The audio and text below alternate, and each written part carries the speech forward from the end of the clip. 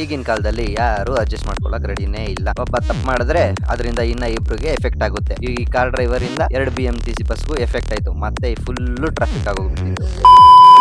ಇವಾಗ ಟೈಮ್ ಆಗೋಗ್ಬಿಟ್ಟಿತ್ತು ಅಂದ್ಬಿಟ್ಟು ಹಾಲು 2 ಬಾಳೆಹಣ್ಣು ಮತ್ತೆ ಬ್ರೆಡ್ ತಿನ್ಬಿಟ್ಟು ನಮ್ ಕೆಲ್ಸದ ಕಡೆಗೆ ಹೋಗ್ಬೇಕಾದ್ರೆ ಬಸ್ ಫುಲ್ ಫ್ರೀ ಸಿಕ್ಕಿತ್ತು. ಆರಾಮಾಗಿ ಕುತ್ಕೊಂಡ್ಬಿಟ್ಟು ಏನೋ ಯೋಚನೆ ಮಾಡ್ಕೊಂಡು ನಮ್ ಕೆಲ್ಸದ ಕಡೆಗೆ ಬಂದಿದ್ದೆ.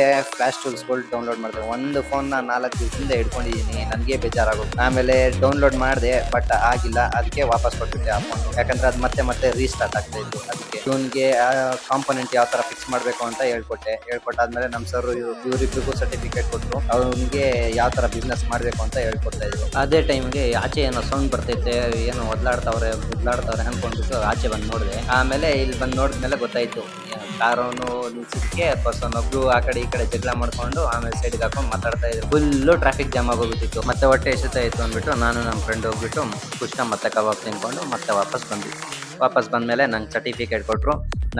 ನನಗೂ ಗ್ರಾಜುಯೇಷನ್ ಮುಗೀತು. ಆ ಖುಷಿಯಲ್ಲಿ ಕುತ್ಕೊಂಡು ಅಂಗಡಿ ನೋಡ್ಕೊಂತ ಇದ್ದೆ. ಆಮೇಲೆ ಮತ್ತೆ ಟ್ರೈ ಮಾಡ್ತಾ ಇದ್ವಿ. ಬೇರೆ ಫೋನ್ ಬಂದಿತ್ತು, ಅದರಲ್ಲಿ ಬೋರ್ನಿ ಓಪನ್ ಮಾಡಿಬಿಟ್ಟು ಲೈಟ್ ಸೆಕ್ಷನ್ ನೋಡಿ ಅದನ್ನ ರೆಡಿ ಮಾಡ್ತೀವಿ ಅಷ್ಟೇ. ಇವತ್ತಿಗೆ ಮತ್ತೆ ನಾಳೆ ಸಿಗೋಣ. ಬಾಯ್.